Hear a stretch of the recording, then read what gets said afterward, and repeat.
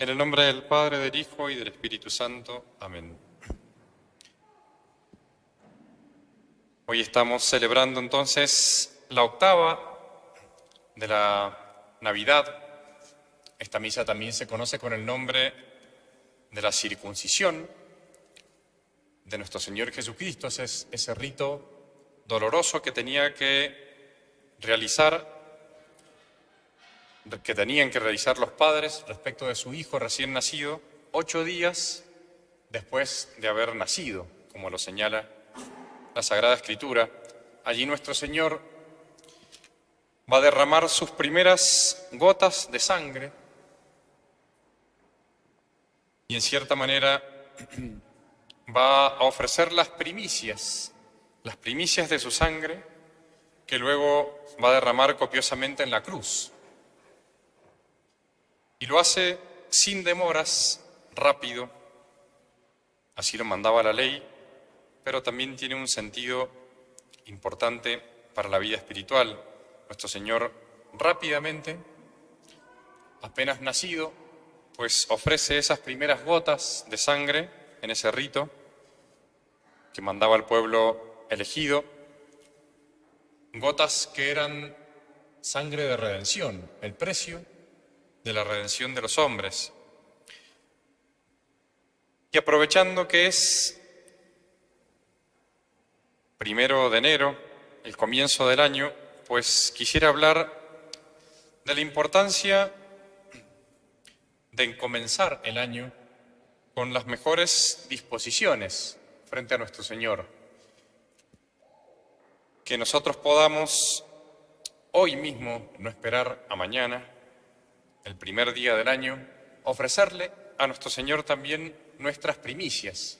Las primicias son los primeros frutos y por lo tanto los frutos más queridos que tenemos que dárselos a Dios como muestra de nuestra consagración, de nuestra entrega, del deseo de servirlo a nuestro Señor completamente.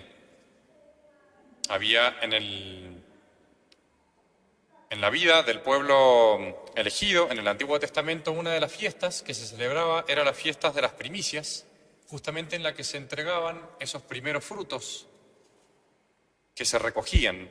Decía el libro del Levítico: habla a los hijos de Israel y diles: cuando hayáis entrado en la tierra que yo os doy y seguéis sus mies, traeréis al sacerdote una gavilla por primicia de los primeros frutos de vuestra siega. Y el sacerdote mecerá la gavilla delante del Eterno, para que seáis aceptos. El día siguiente del día de reposo la mecerá. Entonces, es esa ceremonia por la cual la persona ofrecía esa primicia, ese primer fruto que había dado su campo, su tierra, en señal justamente de servicio a Dios, para que seáis aceptos, para que Dios nos acepte. Y por eso tenemos que estar dispuestos a empezar bien este año nuevo. Se dice año nuevo, lo nuevo es lo primero, por eso hablamos de las primicias, es el comienzo de alguna cosa.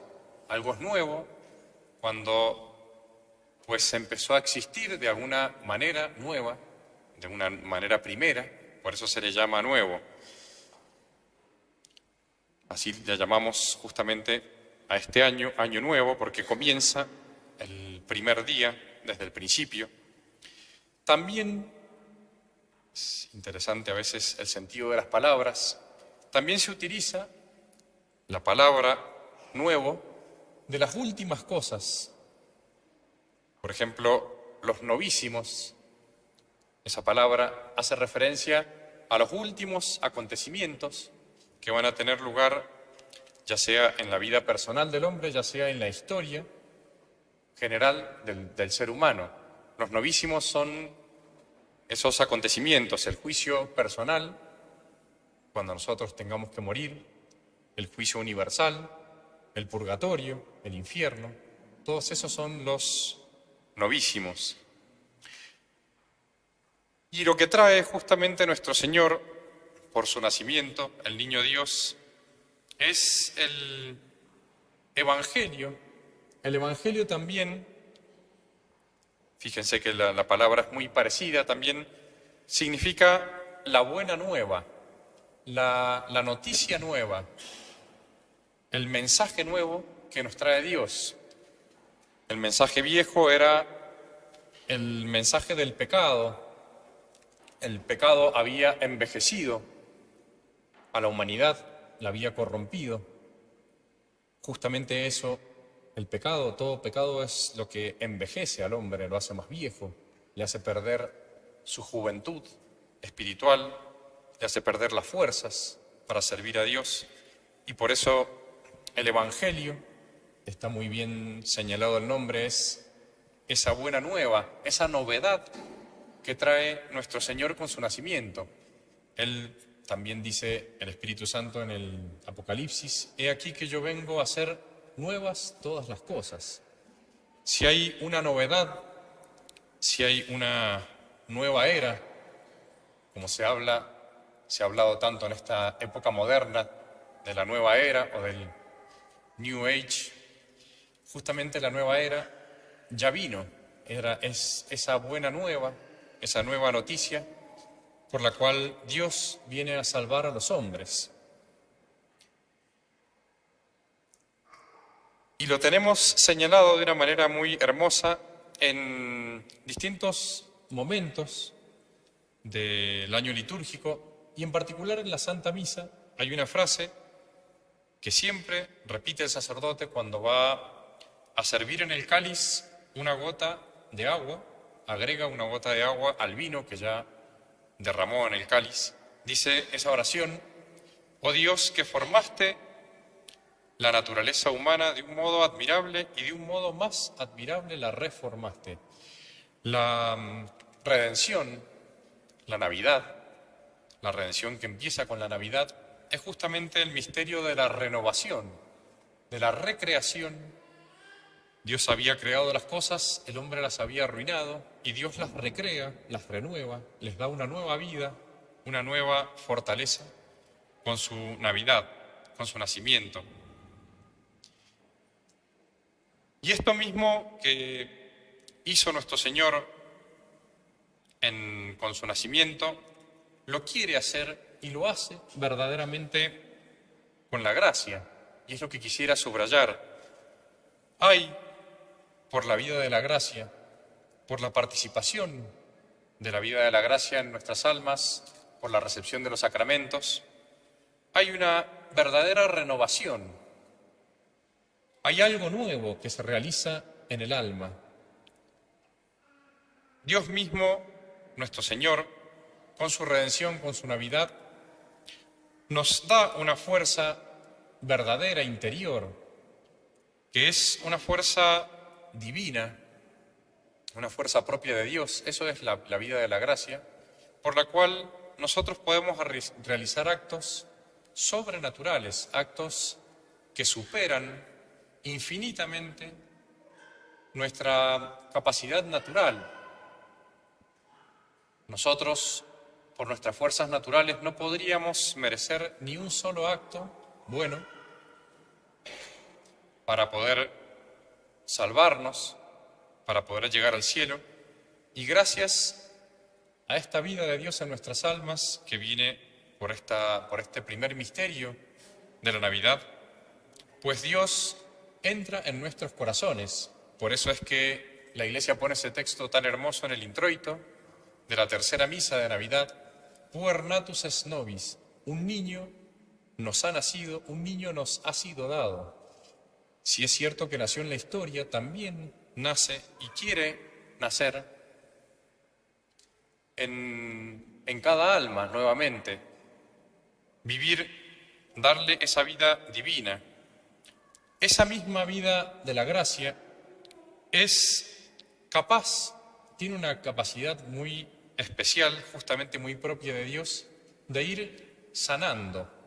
Si hay algo de lo que nosotros somos testigos cada día de nuestra vida, es de esas heridas, de esas lastimaduras, de esos daños que ha dejado el pecado en nosotros. Y una de las propiedades muy grandes de la gracia de Dios es poder sanar, así como un médico puede sanar a un enfermo, y no siempre, pero Dios sí.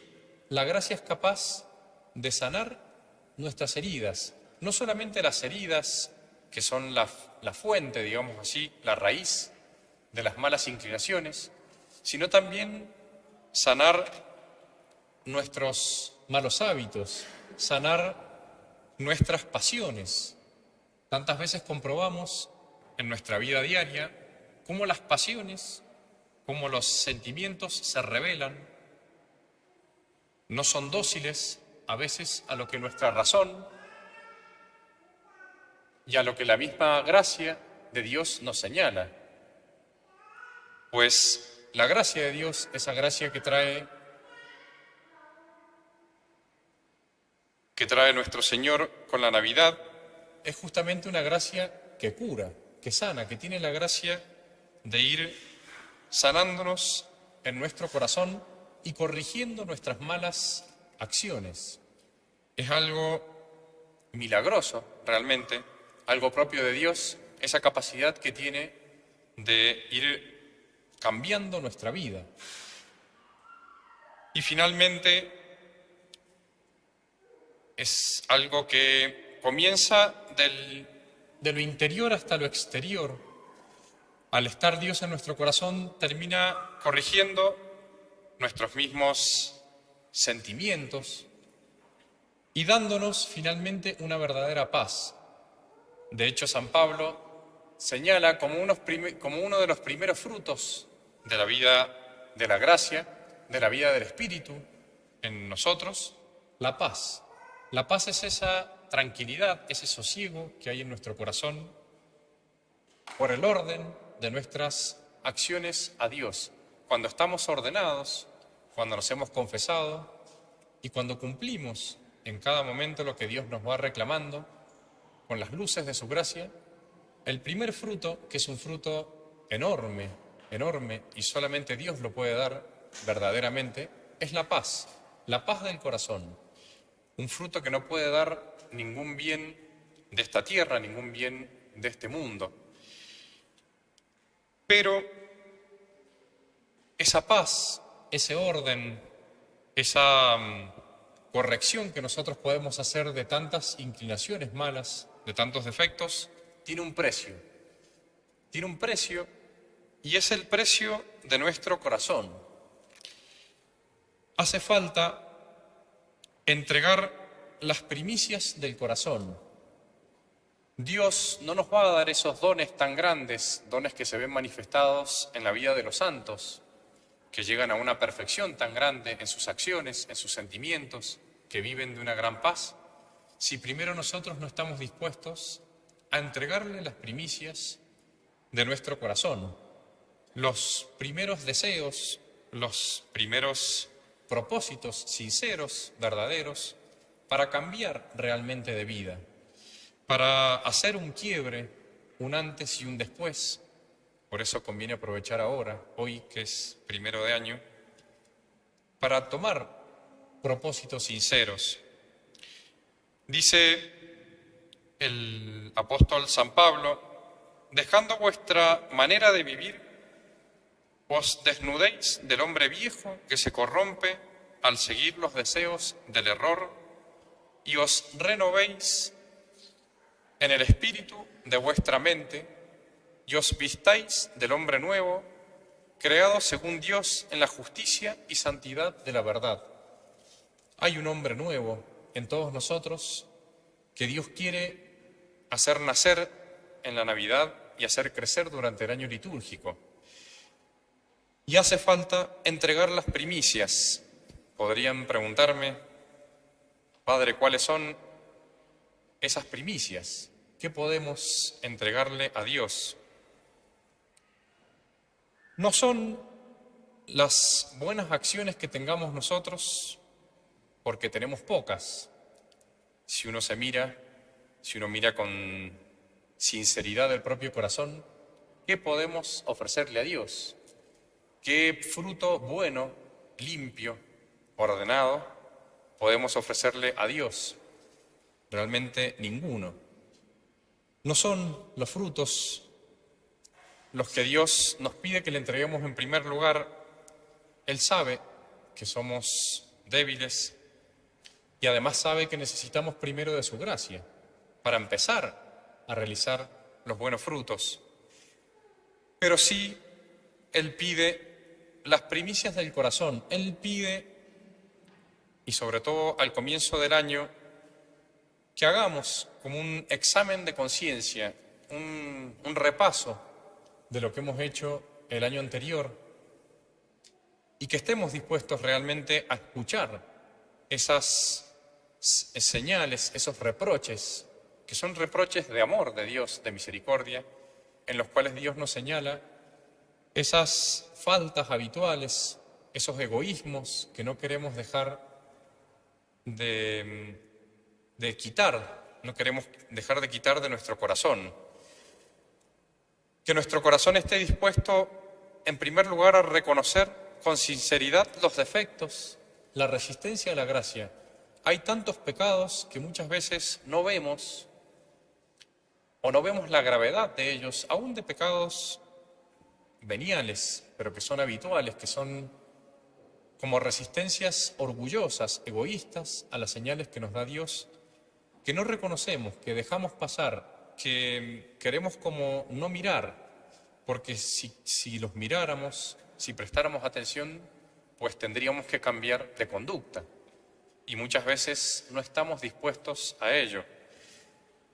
Y en segundo lugar, una vez que reconocemos esos defectos, esos pecados habituales, esas faltas de entrega a Dios, pues decidirnos con firmeza en tomar las resoluciones necesarias. Esto es lo que principalmente Dios espera de nosotros. Después, el dar frutos verdaderos, el avanzar en la virtud, el ir cambiando de vida es algo que Dios nos puede dar con su gracia. ¿Cuántos propósitos nos perdemos durante el año justamente por no querer mirar esas gracias de Dios, esas señales que nos da Dios? Cuando los propósitos son buenos, cuando son sinceros, aunque sean pequeños, aunque sean pocos, y es mejor que sean pocos, tocan las fibras más profundas del corazón, pueden realizar un cambio profundo en nuestra vida. No nos imaginamos, si tuviéramos esa voluntad firme de tomar resoluciones sinceras, pocas, cortas, pero verdaderas, lo que podríamos cambiar en nuestra vida. Porque la gracia de Dios tiene ese poder. Es Dios que viene a rescatar a los hombres y Dios que viene a cambiar la naturaleza de los hombres. Propósitos concretos para dejar obrar la gracia de Dios.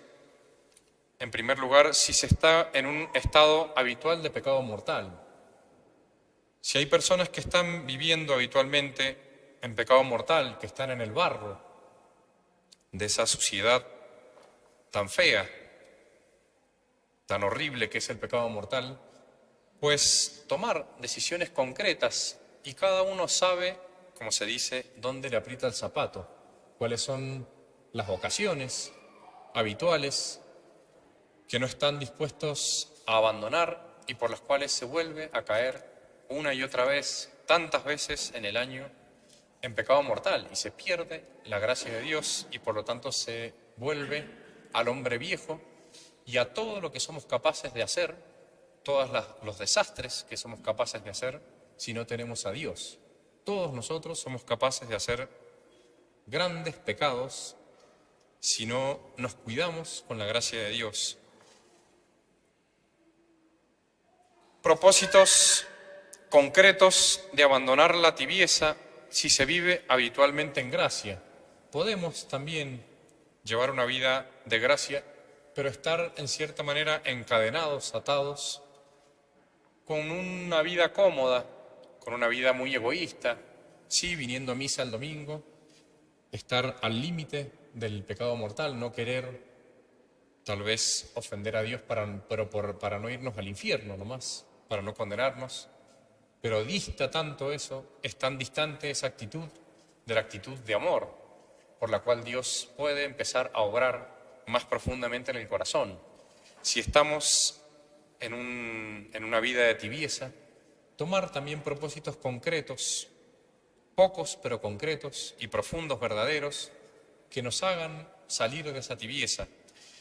Hay santos que por un propósito bien tomado llegaron a la santidad, después de ser hombres bien pecadores. San Ignacio de Loyola, el fundador de los ejercicios que nosotros conocemos, de los retiros, estando en el hospital después de una batalla, leyendo la vida de los santos, allí conoció esa vida heroica de tantos santos y dijo él: si ellos pudieron, ¿por qué yo no? Y allí, al tomar esa resolución general pero bien profunda, verdadera, cambió de vida.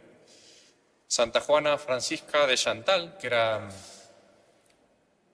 dirigida espiritual de San Francisco de Sales, ella también en un momento decidió hacer el voto, por ejemplo, de hacer siempre lo mejor, de tomar en cada momento, tomar bien lo que Dios le pedía, y así pudo llegar a la santidad. Una señora que había sido madre de familia, que enviudó y que después, más de grande, toma ese propósito de seguir más firmemente a Dios. Y así tantos santos que, repito, por un buen propósito, por hacer un quiebre en su vida, de la vida anterior que llevaban, y entregarse a Dios, fueron capaces de hacer cosas tan admirables, porque Dios, nuestro Señor, ofrece eso con su gracia, ofrece cambiarnos, hacernos más divinos que humanos.